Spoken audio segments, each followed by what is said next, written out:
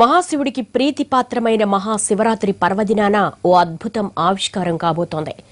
ఆది శివుని మహా ప్రతిరూపం కోయంబత్తూరులో ప్రతిష్ఠించబోతున్నారు. ఇసా ఫౌండేషన్ ఆధ్వర్యంలో నిర్మించిన 112 అడుగుల మహాశివుని విగ్రహాన్ని ప్రధాని నరేంద్ర మోడీ ఆవిష్కరిస్తారు.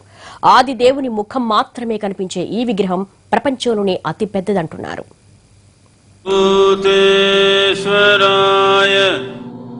తమిళనాడులోని కోయంబత్తూరులో వెల్లింగిరి కొండల మధ్యన ఆధ్యాత్మిక భావన నింపుతోంది Adiyogi మహారూపం.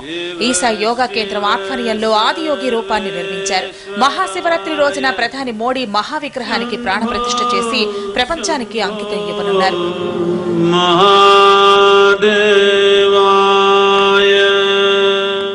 Did Adiyogi look like that?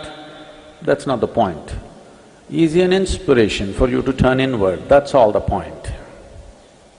112 because he offered 112 ways in which a human being can attain to his ultimate way. 112 ways. ప్రతి ఏటా మహాశివరాత్రి వేడుకలను ఈసా ఫౌండేషన్ ఆధ్వర్యంలో ఘనంగా నిర్వహిస్తారు. ఈసారి ఆదియోగి విగ్రహ ప్రారంభోత్సవంతో వేడుకను మరింత వైభవంగా జరపాలని నిర్ణయించారు. దేశం నలువైపులా ఇలా 112 అడుగుల ఆదియోగి విగ్రహాలను ఏర్పాటు చేయనున్నారు. మొదట ముంబైలో విగ్రహాన్ని నిర్మిస్తారు. ఆ తర్వాత కన్యాకుమారి, వారణాసి, ఢిల్లీకి సమీప